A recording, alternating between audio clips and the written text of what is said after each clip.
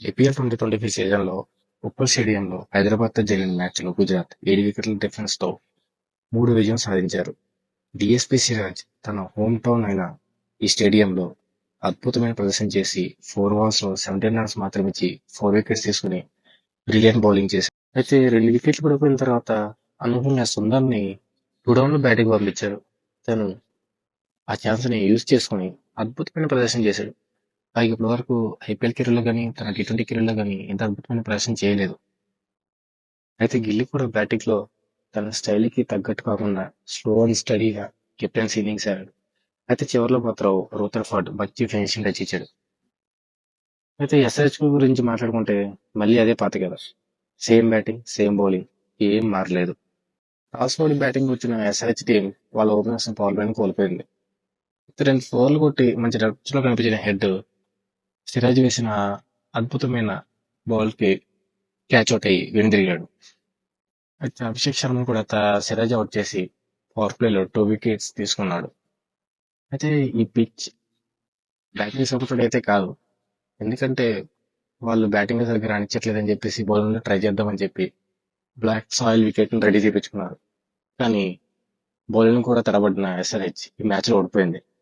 పైగా టాస్ టైంలో కమిన్స్ ఒకటి అన్నాడు, మేము అగ్రెసివ్ గానే ఆడతాం, లాస్ట్ టైం ఇదే పిచ్ మీద 280 కొట్టాం, ఈసారి కూడా కొడతాం అని డిసైడ్ అయిపోయాడు.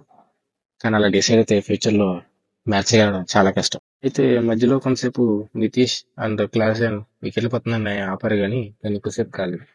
వీరిద్దరి మధ్య 50 పార్ట్నర్షిప్ వచ్చినా మళ్ళీ వికెట్ల పతనం మొదలైంది. చివరిలో కమిన్స్ చిన్న క్యామియో ఇన్నింగ్స్ వల్ల ఎస్హెచ్ టీం 150+ స్కోర్ చేయగలిగింది. ఇంకా జీటీ బౌలింగ్ విషయానికి వస్తే ముందు చెప్పుకున్నట్టు సిరాజ్ మియా అద్భుతమైన బౌలింగ్ చేశాడు. లాస్ట్ మ్యాచ్ లో తన పాత టీం మీద ఎలా బౌలింగ్ చేశాడో ఈ మ్యాచ్ లో కూడా తన పాత టీం మీద అలాగే అద్భుతంగా బౌలింగ్ చేశాడు. సిరాజ్ తోడు ప్రసిద్ధి కృష్ణ అండ్ సాయి కిషోర్ కూడా మిడిల్ ఓవర్స్ లో అద్భుతమైన బౌలింగ్ చేస్తూ సిరాజ్ కి మంచి సపోర్ట్ ఇచ్చారు. అయితే ఇక్కడ చెప్పుకోవాలి, సిరాజ్ తన లైన్ అండ్ లెంత్ తో మంచిగా బౌలింగ్ చేస్తే ఇషాంత్ శర్మ మాత్రం లైన్ అంత లేకుండా 53 రన్స్ ఇచ్చాడు తన 4 ఓవర్స్ లో. కాకపోతే మిగిలిన బౌలర్స్ నలుగురు కూడా మంచిగానే బౌలింగ్ చేశారు. రషీద్ కొంచెం బాగానే చేసినా వికెట్ తీయలేకపోయాడు. కానీ ఓకే, మిడిల్ ఓవర్స్ లో రన్స్ మొత్తం కంటైన్ చేశారు. సాయి కిషోర్ అయితే తన రోజు రోజుకి అద్భుతంగా బౌలింగ్ చేస్తున్నాడు. లాస్ట్ మ్యాచ్ ఎలా చేశాడు, ఈ మ్యాచ్ లో ఇంకా బాగా బౌలింగ్ చేశాడు. సిరాజ్ తోడు సాయి కిషోర్ అండ్ రషీద్ కృష్ణ చెరో 2 వికెట్లు తీసుకున్నారు.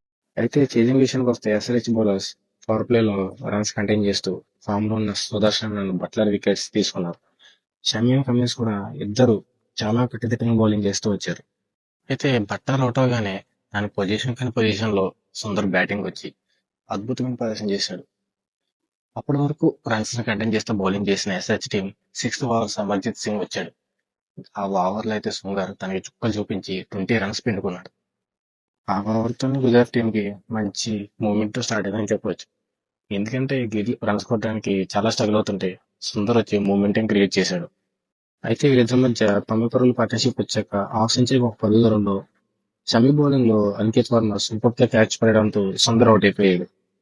అయితే అప్పటి వరకు మ్యాచ్ 50-50 ఉన్నగా కెప్టెన్ కి వేరే ఛాన్స్ లేక 15th ఓవర్ అభిషేక్ శర్మతో వేయించాడు. అప్పుడే సబ్స్టిట్యూట్ గా వచ్చిన రూథర్ఫర్డ్ ఆ ఓవర్లో వరుసగా 4 ఫోర్లు కొట్టి మ్యాచ్ ని గుజరాత్ వైపు తిప్పాడు. ఆ ఓవర్లో మొత్తం మీద 18 రన్స్ పిండుకున్నారు. ఆ ఓవర్లో వచ్చిన మూమెంట్ కంటిన్యూ చేస్తూ రూథర్ఫర్డ్ 16 బాల్స్ 35 రన్స్ చేసి మ్యాచ్ ని 20 బంతులు మిగిలి ఉండగానే కొట్టేశాడు. అయితే గిల్లి కూడా మంచి యాంకర్ ఇన్నింగ్స్ ఆడి 43 బాల్స్ లో 61 రన్ చేసి నాట్అవుట్ గా నిలిచాడు.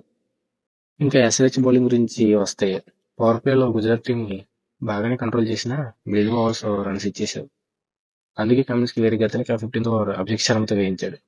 షమి అండ్ కమిన్స్ మాత్రమే కొంచెం బెటర్ గా బౌలింగ్ చేశారు. హర్షద్ ఖాన్ ప్లేస్ లో వచ్చిన అనుజ్గా కూడా ఏం చేయలేకపోయాడు. ఎస్ఆర్హెచ్ బౌలింగ్ లో ఇన్ఎక్స్పీరియన్స్ అయితే బాగా కనిపిస్తుంది. అండ్ మిడిల్ ఓవర్స్ లో రన్స్ కంటైన్ చేసే బౌలర్స్ లేకపోవడం ఎస్ఎస్ టీమ్ కి మైనస్ అని చెప్పొచ్చు. అయితే జీటీ టీం కి విషయానికి వస్తే ఫస్ట్ మ్యాచ్ ఓడిపోయిన తర్వాత అద్భుతమైన కన్బ్యాక్ ఇచ్చారు అని చెప్పొచ్చు.